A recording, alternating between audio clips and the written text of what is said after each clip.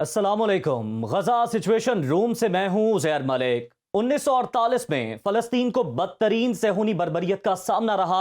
शहर के शहर मक्तलगाह बना दिए, 600 देहात सफा हस्ती से मिटा दिए गए, हजारों अरबों का कत्ल हुआ और आधी आबादी करीबन 7 लाख लोगों को इनखला पर मजबूर कर दिया गया। इस सारे जुल्म को नुकबा यानी कयामत कुबरा के नाम से याद किया जाता है। बदकिस्मती से गजा को आज नुकबा जैसी सूरत हाल का सामना करना पड़ रहा है। एक और कयामत कुबरा, शहर का 60% रकबा मलबे का ढेर बन चुका है। 14 लाख से ज्यादा आबादी इनखला कर चुकी है, जबकि बर्बाद महलों में सन्नाटों का राज और जिंदगी खामोश है। जबकि मौत, बमबारी, बर्बादी और तबाही की सूरत जिंदा है। नाजरीन, इसराइल के एक रोज में 450 फजाई हमले और अब जमीनी लाओ लश्कर के साथ गजा पर हमला। जवाब में हमास ने तल अवीव पर रॉकेटों की बारिश कर दी, जबकि अटवी तंसीबात के हामिल शहर दिमूना को भी निशाना बनाया गया है। इब्रानी मीडिया ने हमास के दावे की तस्दीक की है, लेकिन जौहरी तंसीबात को किसी किस्म का नुकसान पहुंचने से मुताल्लिक कोई बात नहीं की। गुज़श्ता रात 100 से ज्यादा इसराइली तैयारों ने मुख्तसर तरीन साहिली पट्टी के शुमाली हिस्से पर बेहिसाब बमबारी की है। जमीनी लड़ाई इसराइल के लिए भी तवील और मुश्किल होगी, नेतन्याहू की जानिब से यह कहा गया है और वो खुद इस बात को तस्लीम कर रहे हैं। दूसरी जानिब सूरत हाल गजा में कुछ यूं है कि निज़ाम जिंदगी दरहम बरहम हो चुका। इमदाद ना मिलने पर खुराक की शदीद किल्लत हो गई, लोगों ने यूएन के गोदाम लूट लिए। जबकि दूसरी जानिब अल जजीरा की जानिब से यह तबसरा भी सामने आ रहा है कि शोर ज्यादा मचाया जा रहा है इसराइल की जानिब से, जबकि इसराइल को हासिल होने वाली कामयाबी कम है। और साथ ही साथ अगर हमास की बात करें तो हमास की कामयाबी के दावे भी खासे पुरएतमाद दिखाई दे रहे हैं। तो ये तमाम तर सूरत हाल सामने है, जबकि पेंटागन की जमीनी हमले में शामिल होने की तरदीद भी सामने आ चुकी है। इसी पर बात करेंगे, हमारे मेहमान हमारे साथ मौजूद हैं, हमें ज्वाइन करेंगे ब्रिगेडियर रिटायर्ड वकार खान साहब और साथ ही साथ माहिर बैनुल अक़वामी उमूर प्रोफेसर हसनैन आलम साहब हमारे साथ मौजूद होंगे। आप दोनों का बहुत शुक्रिया। सबसे पहले ब्रिगेडियर साहब, मैं आपकी जानिब आना चाहूंगा, आपसे ये सवाल करना चाहूंगा कि दुनिया का आखिर दोहरा मयार क्यों है? यूक्रेन पर हमला हुआ तो फौरी तौर पर आंसू बहाए गए, जबकि फलस्तीन पर हमला हो रहा है और ऐसा बदतरीन हमला है, और जब कोई इसकी मजम्मत भी करता है तो वो भी उनको नागवार गुजरती है। तो ये डबल स्टैंडर्ड्स क्यों हैं दुनिया के? आई थिंक ये पिछले 3-4 दहाइयों से कुछ ऐसा ही चल रहा है। कोल्ड वॉर में तो फिर किसी हद तक कैंप्स थे, जिसमें एक कैंप को रशिया सपोर्ट करता था और एक को यूनाइटेड स्टेट्स। लेकिन आई थिंक यूनिपोलर वर्ल्ड बनने के बाद जो है United states has been driving the agenda, और अभी आप कह लें कि मल्टीपोलैरिटी की तरफ जा रहे हैं। एक तो ये रीजन है। दूसरा, आई थिंक जो इस्लामिक वर्ल्ड है उसने एग्जर्ट ही नहीं किया। अगर आप सपोर्ट देखें फलस्तीन के मसले की 1948 की वॉर से देखें, उसमें फिर 56 में एक सनाई कैंपेन, 67 में अरबों ने बहुत अच्छी लड़ाई की डिस्पाइट उनको नुकसान। 73 में मिस्र ने अपना इलाका भी लिया और इसराइल को हजीमत उठाना पड़ी, और उसमें सीरिया भी वॉर में था। और एक स्टेज पे पहले जब 67 में लड़ाई, उसमें मिस्र, शाम, इराक और जॉर्डन और फलस्तीनी मिल के लड़े थे। तो एक वो स्टेज थी जहाँ पे इतनी यूनिटी थी। लेकिन ग्रेजुअली फिर ये आई थिंक ये इसमें आप कह लें डेंट आया या कमी आई। लेकिन वेस्ट की जो सपोर्ट है इसराइल की, वो प्रोपोर्शनली बढ़ती गई, और आई वुड से जो अरब वर्ल्ड की सपोर्ट है नेबरिंग, वो कम होती गई। एक तो ये बड़ा फैक्टर है। फिर आई थिंक फलस्तीनियों ने एग्री किया कि जी ओस्लो अकॉर्ड के तहत ठीक है, Yasser Arafat compromise with इज़ाक Rabin, और इज़ाक राबिन को फिर मार दिया था एक सोनी दहशतगर्द ने, जिसने लेट्स से पीस अकॉर्ड किया था, जो इजरायली प्राइम मिनिस्टर थे। सो उसके बाद फिर एक सिलसिला है रेजिस्टेंस का, स्पेशली गजा में जब से हमास ने टेक ओवर किया है। Now we are into the 4th इंतफादा, और आप कह रहे हैं चौथी वॉर है। लेकिन ये आई थिंक बहुत ज़्यादा शदीद भी है, और इसमें इसराइल ने भी कल भी हमने डिस्कस किया था कि now it is cross 15,000 ton. इसका मतलब है कि जो हिरोशिमा पे बॉम्ब फेंका गया उससे ज़्यादा ऑर्डिनेंस डिलीवर हुआ, और ये भी वो रिपोर्ट्स हैं जो कंफर्म्ड है। लेकिन इनडायरेक्ट अगर आप देखें जिसमें ग्राउंड फोर्सेस का इस्तेमाल है, हेलीकॉप्टर्स का, आर्टिलरी का, तो उसमें शायद और ज़्यादा होगा। So that is the kind of fire power they have brought.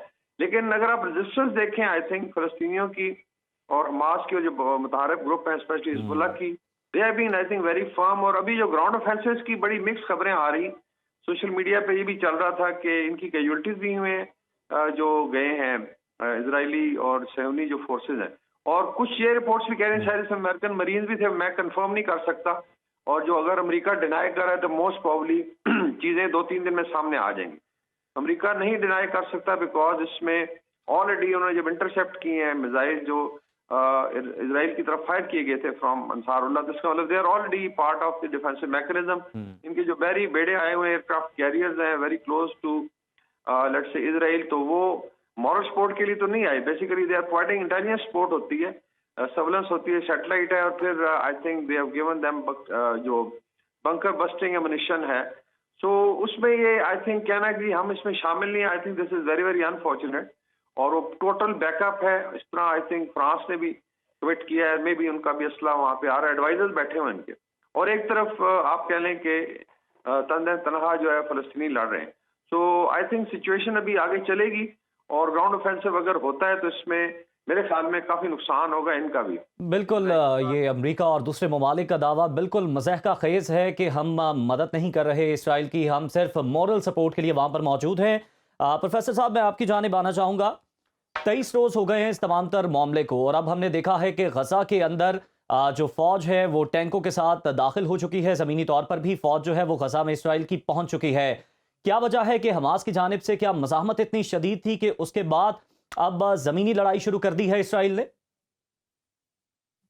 ایسا ہے کہ تھوڑا سا اس کو سمجھنے کی ضرورت ہے کہ اسرائیل اس علاقے کے اندر محض امریکی مفادات کو علاقے میں پورا کرنے والا کھلاڑی ہے, اور عربوں میں امریکہ کا کرائے کا سپاہی اس کو سمجھا جاتا ہے. ابھی چونکہ سچویشن ایسی اگریوڈ ہو چکی ہے, بڑھ چکی ہے کہ یہ 2 ملین انسانوں کا معاملہ ہے, اور پوری دنیا کے اندر اس وقت بے شمار لوگ, آپ لندن سے لے کے ہندوستان تک دیکھ لیں, اور ہندوستان سے پاکستان تک دیکھ لیں, اور پاکستان سے لے کے تو امریکہ تک دیکھ لیں, اندر سے اب آوازیں اٹھ رہی ہیں. تو اگر اسرائیل کو پسپا ہونا پڑا تو اس کے پیچھے بین الاقوامی طور پر دھڑے بندیاں موجود ہیں. اگر امریکہ اس کے اندر ابھی اس وقت کود پڑتا ہے کسی بھی طریقے سے, جیسا کہ ابھی بریگیڈیئر صاحب بتا رہے تھے کہ جی امریکہ نے ڈینائی کیا کہ ہم اس کے اندر گراؤنڈ لیول کی لڑائی کے اندر اپنی فورسز نہیں بھیجیں گے, اور الجزیرہ کی بھی یہ رپورٹ ہے. تو اگر ایسا ہوتا ہے کسی صورت میں تو یہ ایک تیسری خلیجی جنگ کو سٹارٹ کرے گا, اور دنیا کے اندر مہنگائی اور دیگر جو مسائل ہیں وہ بڑھ جائیں گے. ایک بات. دوسری بات یہ ہے کہ امریکی یہودی آبادی جو ہے نا وہ 5% سے بھی کم ہے, اور ایک خاص لیول تک ہر صورت اسرائیل کے لیے امریکی حمایت جو ہے نا وہ حاصل کرنا ممکن نہیں ہوتا. لابنگ, میڈیا, بینکس, کاروباری حلقوں میں یہودی بہت مضبوط ہیں, لیکن پوری دنیا کے اندر اس وقت دنیا چونکہ ڈیوائیڈ ہو چکی ہے, اور 14 ملکوں نے یہ جو قرارداد کی مخالفت کی ہے یہ یو ایس لیڈ ویسٹ کہلا سکتا ہے. تو دنیا کے اندر جو مخالفت چل رہی ہے اس سے بھی پتہ چلتا ہے کہ رشیا کسی حد تک پیچھے کھڑا ہو سکتا ہے. خالی حماس کے بس کی بات نہیں تھی کہ اگر آپ سمجھیں کہ جی صرف حماس نے یہ کیا, اس کے پیچھے آپ کو کسی حد تک ایران نظر آتا ہے, کسی حد تک آپ کو رشیا نظر آتا ہے, کیونکہ بہت سارے معاملات انٹر لنکڈ ہیں. تو میں سمجھتا ہوں بالکل پروفیسر صاحب, آپ کا نقطہ بڑا اہم ہے کہ جو اس تمام تر معاملے پر اس جنگ کے دوران امریکہ نے پوزیشن لی ہے اسے مکمل طور پر یہ بھی واضح ہو گیا ہے کہ اسرائیل آخر کس کا کھلاڑی ہے اور کس کے مفادات کے لیے کام کر رہا ہے. ہمارا پینل ہمارے ساتھ موجود ہے. ناظرین, فلسطین میں اسرائیلی مظالم پر دنیا بھر کے عوام ایک پیج پر ہیں, جبکہ بیشتر حکومتیں دوسری جانب. ہفتے کے روز پابندی کے باوجود امریکہ, برطانیہ, نیوزی لینڈ, فرانس, رومانیہ سمیت کئی ملکوں میں اسرائیلی بربریت کے خلاف بڑے احتجاجی مظاہرے ہوئے ہیں. ترکی میں صدر طیب اردوان نے ایک بڑے احتجاجی مظاہرے سے خطاب کے دوران کہا کہ اسرائیل جنگی مجرم ہے اور مغرب اس کا پشت پناہ. صدر ترکی کی تقریر پر اسرائیل نے برہمی کا اظہار کرتے ہوئے انقرہ سے اپنا سفیر بھی واپس بلا لیا ہے. فرانس میں مظاہرین پر پولیس کی شیلنگ سے کئی افراد زخمی ہوئے, جبکہ سابق امریکی صدر ڈونلڈ ٹرمپ نے فلسطین کے حق میں مظاہرہ کرنے والوں کو یہ دھمکی دی ہے کہ ہم ان کے ویزے منسوخ کر دیں گے. گزشتہ روز کی اگر بات کریں تو بھارتی حکومت کے موقف کے برخلاف ممبئی میں بھی لاکھوں لوگوں نے اسرائیلی جارحیت کے خلاف بھرپور احتجاج کیا اور اسرائیل کے خلاف نعرے بازی بھی کی ہے. اب چلتے ہیں بریگیڈیئر ریٹائرڈ وقار کی جانب. بریگیڈیئر صاحب, اگر ہم غزہ میں اس وقت صورتحال دیکھیں تو بدترین صورتحال دکھائی دے رہی ہے. غذائی بحران وہاں پر جنم لے چکا ہے, لوگ جو خوراک کا ذخیرہ ہے، جو UN کی جانب سے خوراک کا ذخیرہ ہے، اس کو لوٹ رہے ہیں. کیا کہیں گے آپ اس تمام تر صورتحال پر؟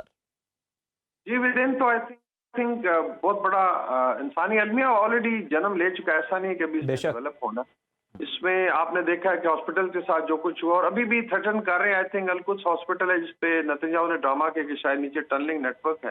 اور کل بھی ہم نے بات کی کہ پورا جو اسرائیل ہے اسپیشلی تل ابیب، حیفا وغیرہ بڑے شہر جو ہیں، یہ نیچے پورے انڈر گراؤنڈ ان کے تو اپنے شہر بنے ہوئے ہیں. ان کو پتہ ہے کہ جی، اور اس کے اندر دے ہیو پارکنگ لاٹس ہیں، پھر ہاسپٹلز ہیں، اسکولز ہیں، انہوں نے سیناگوگز ہیں اور ڈانسنگ ہال تک ہیں.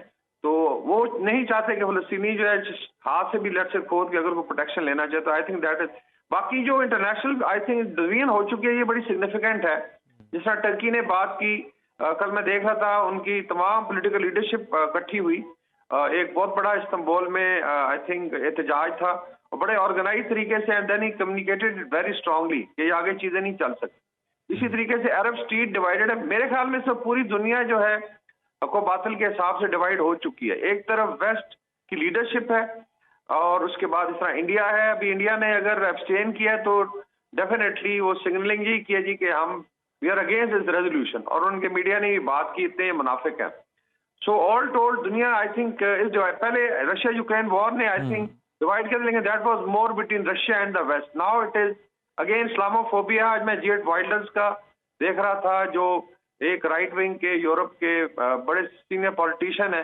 وہ کہا تھا جی کہ جس طرح ٹرمپ نے کہا جی کہ میں اگر ہوتا تو ان کو گرفتار کرتا یا گولی مار سم تھنگ لائک مظاہرین کو. تو with in I think Europe, north America political division ہے. انڈیا میں کیرلا میں بہت بڑا مظاہرہ ہوا اور اس پہ بڑی پریشان ہے انڈین گورنمنٹ.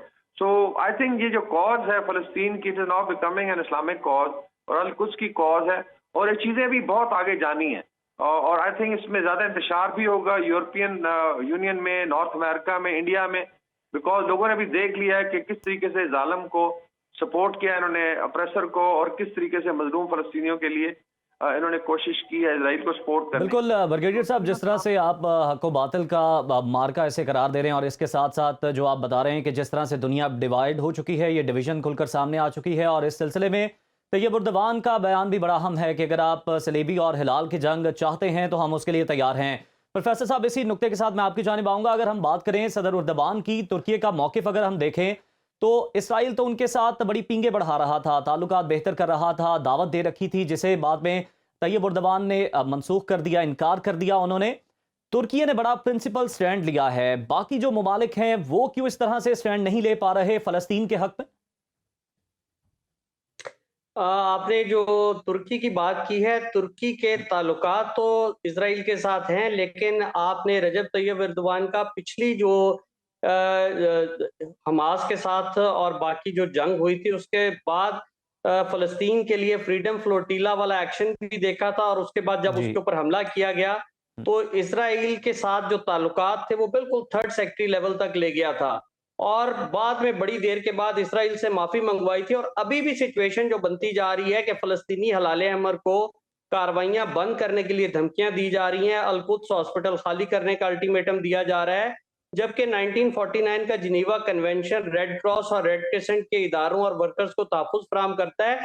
باقی کی دنیا کے انٹرسٹ ہیں، اسلحے کے انٹرسٹ ہیں، کاروبار کے انٹرسٹ ہیں، ٹورزم کے انٹرسٹ ہیں، اور پوری دنیا کے اندر جو یہودیوں کا نیٹ ورک ہے وہ کسی بھی صورت اس کو سپورٹ نہیں کرے گا کہ کوئی ملک کھل کے سامنے آئے.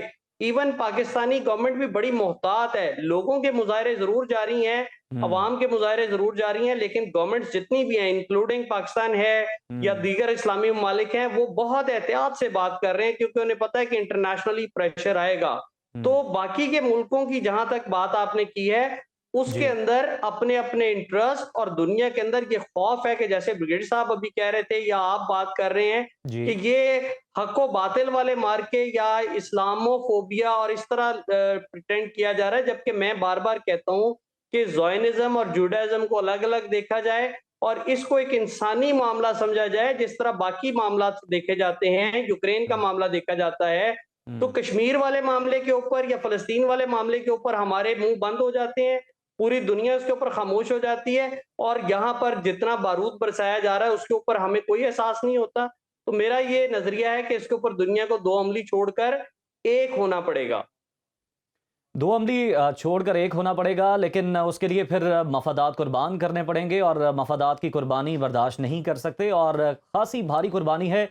दूसरी जानिब सूरत हाल कुछ यूँ है जिससे मुतालिक अपने नाजरीन को बताएं कि कफन दफन की भी इजाज़त नहीं दी जा रही गज़ा में, और जो नमाज के इज्तिमा होते हैं उन पर भी बमबारी की जाती है और उनको भी निशाना बनाया जाता है। तो ये तमाम तर सूरत हाल इस वक्त गज़ा के अंदर जारी है, जहाँ एक तरफ हम देख रहे हैं कि ग़ज़ाई बहरान है, शदीद ग़ज़ाई बहरान है और कत्लेआम का शिकार हैं फ़लस्तीनी और बहीमाना अमल का निशाना बनाया जा रहा है उन्हें। मुहासरे और बमबारी में घिरा वो फ़लस्तीनी शहर जिसे सेहूनी अफवाज सफ़ाए हस्ती से मिटाने पर तुली हुई है, लेकिन इस दौरान आलमी अमन, इंसाफ, जंगी चार्टर, मजहबी रवादारी, इंसानियत, भलाई और भाईचारे के खुशनुमा नारे कहीं दूर जा सोए हैं। इसलिए नहीं कि सब अपने अपने मफादात में अंधे हो चुके हैं, बल्कि इसलिए कि ये यूक्रेन नहीं बल्कि फ़लस्तीन है। अल्लाह हाफ़िज़।